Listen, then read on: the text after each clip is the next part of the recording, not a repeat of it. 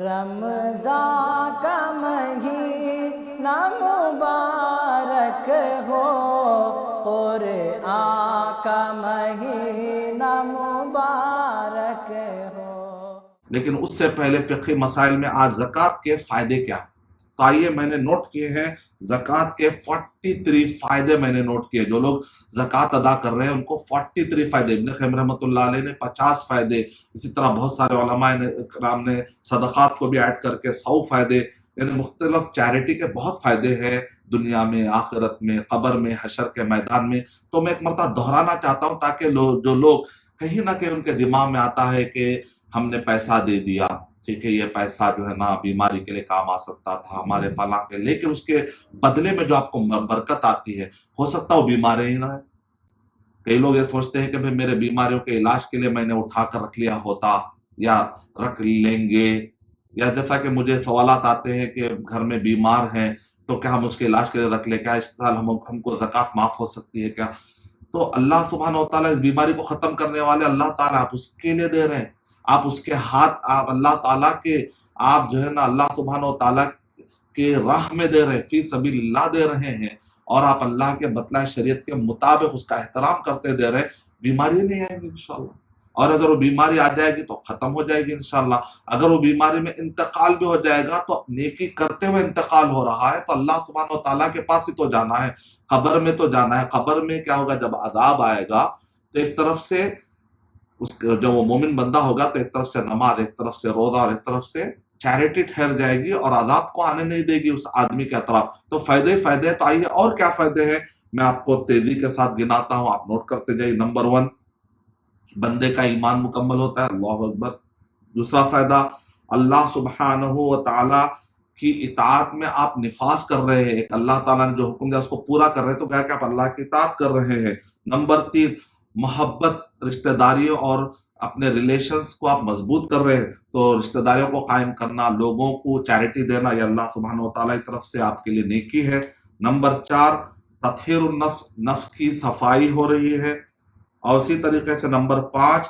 سخاوت کی آپ عادت دار رہے اور قیامت میں سخاوت کرنے والوں کو اللہ سبحانہ تعالیٰ بڑا اجر دینے والے۔ نمبر 6، بخیلی سے اپنے آپ کو بچا رہے۔ نمبر 7، برکتیں اپنی زندگی میں لا رہے۔ نمبر 8، سچائی، اسلام کے سچے ہونے پر آپ کو یقین ہے، ثابت کر رہے۔ صدیق، یعنی کہ اللہ کے راہ میں خیرات کرنا، منافقت سے اپنے آپ کو پاک کرنا ہے، اور اسلام کی سچائی کو آپ یقین، جس چیز میں آپ جو آدمی وہاں پر انویسٹ کرتا ہے جہاں پر اس کو یقین ہو کہ پروفٹ آئے گا، آپ اسلام میں خرچہ کر رہے ہیں، اس کا مطلب اکلا کہ آپ کو یقین ہے اسلام کی باتوں پر، اس سے آپ کے سچے مسلمان ہونے کی دلیل ہے۔ 9واں یہ ہے کہ سینہ کھلا کھلا رہتا ہے، جو آدمی بخیلی کرتا ہے اس کا سینہ تنگ رہتا ہے۔ 10، ایمان کامل نصیب ہوتا ہے۔ 11واں، جنت میں داخل ہونے کا ایک اہم ذریعہ ہے۔ 12واں، ایک سوسائٹی گویا کہ پورے خاندان کی طرح ہو جاتی ہے۔ 13واں، فقیروں کے جو ان کے بھوک کی جو گرمی ہے اس کو آپ مٹاتے ہیں، کتنا بڑا ثواب ہے۔ 14، مالی جو جرائم ہوتے ہیں ان جرائم کو روک تھام کرتے ہیں۔ 15، قیامت کے دن جو گرمی ہے جہنم کی، حشر کے میدان کی سختی، خبر کے عذاب کی گرمی، ان سب سے آپ کو پناہ ملتی ہے۔ 16واں، مومن کو اللہ کے حدود کے بارے میں نالج بڑھتی ہے۔ 17واں، خیر اور آنے والے عذاب کو ٹلانے کا ایک ذریعہ ہے،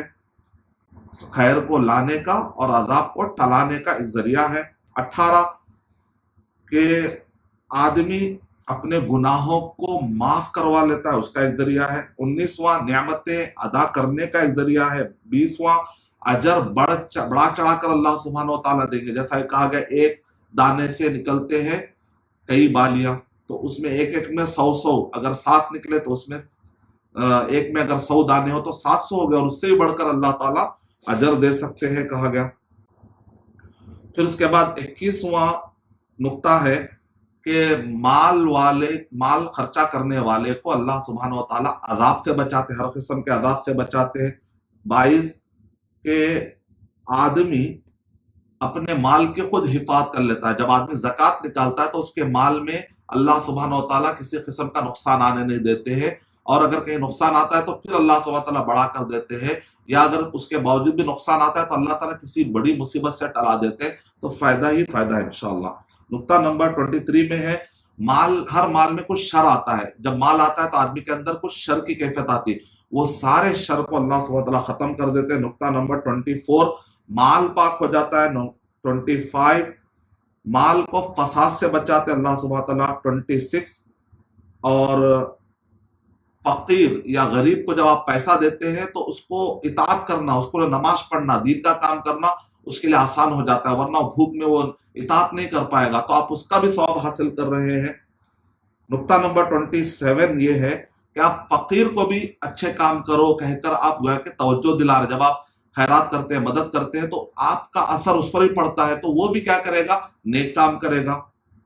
تو اس کا بھی اثر پڑتا ہے۔ نقطہ نمبر 28 تمکین، جہاں پر آپ رہتے ہیں اس کے اندر آپ کو مضبوطی ملتی ہے، کاروبار میں یا جگہ میں، جو کیونکہ اللہ تعالیٰ قرآن مجید میں ارشاد فرما رہے ہیں کہ جو لوگ خیر والے ہوتے ہیں اللہ تعالیٰ ان کو زمین میں جما دیتے، جو فائدہ نہیں ہے زمین سے اللہ تعالیٰ اس کی ہوا اکھاڑ دیتے، تو خیرات کرتے رہنے سے آپ کو اللہ تعالیٰ زمین میں تمکنت، جس کو آپ کہتے ہیں تمکین، عطا کریں گے، متمکن کر دیں گے آپ کو انشاءاللہ۔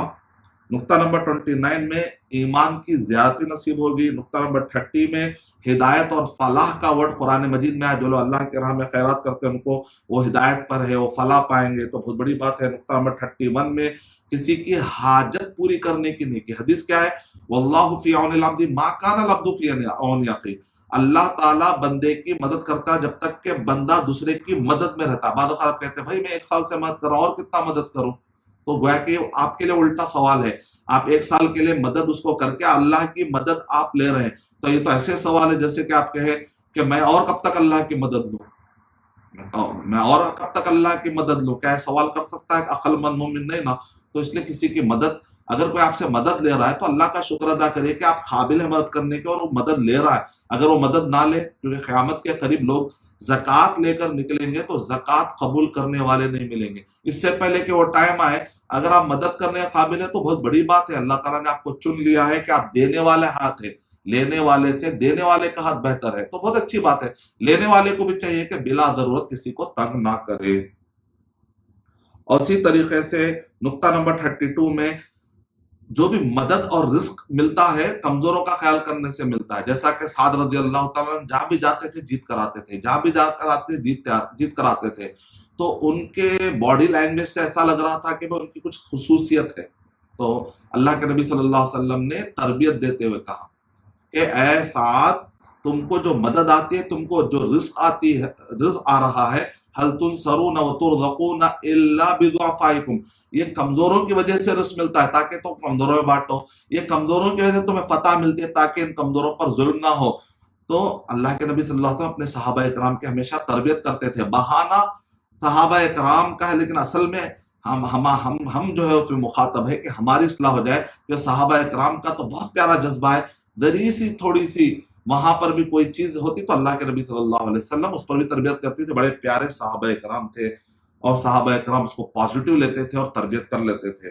نقطہ نمبر 33 کہ اللہ کی تعریف کا مستحق ہوتے ہیں، بہت بڑی بات ہے، اللہ کی تعریف میں آ جانا تو آپ کے لیے رحمت کے دروازے کھل جاتے ہیں۔ نقطہ نمبر 34 اللہ کی رحمت ملتی ہے۔ نقطہ نمبر 35 جنت کا وعدہ کیا گیا جو اللہ کے راہ میں خیرات کرتے ہیں۔ نقطہ نمبر 36 جنت الفردوس اور بہترین اس کا ذکر ہوگا لوگوں کے اندر، تو لوگ دعا دیں گے، جب وہ مرے گا تو لوگ دعا دیتے ہیں، یاد آئیں گے تو لوگ دعا دیں گے، تو چیریٹی کرنے سے آپ کو دعا ملتے رہتی ہے انشاءاللہ۔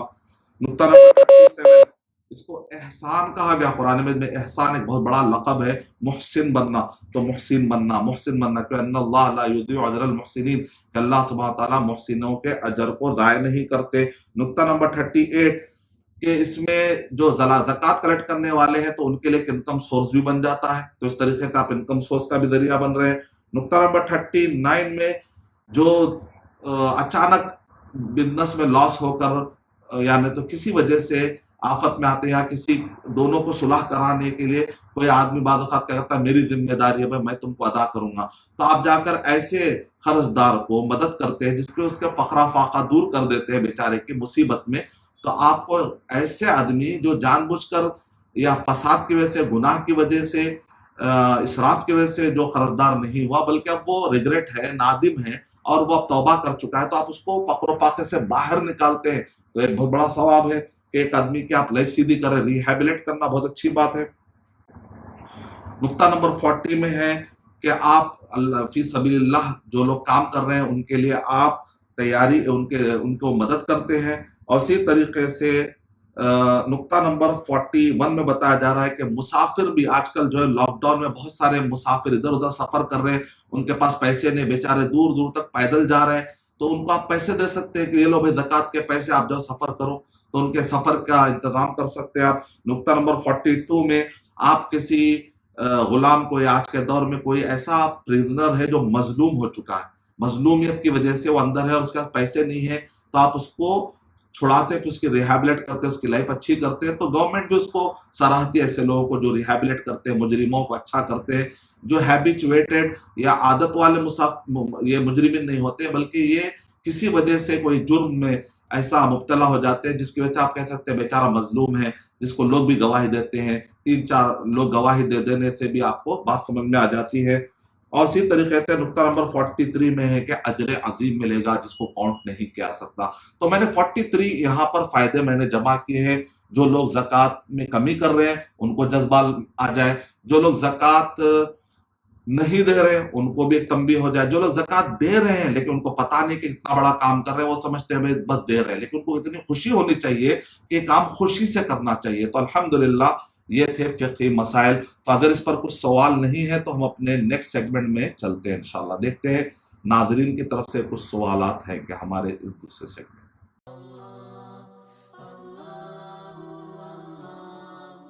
For authentic Islamic information, please log on to www.askislampedia.com.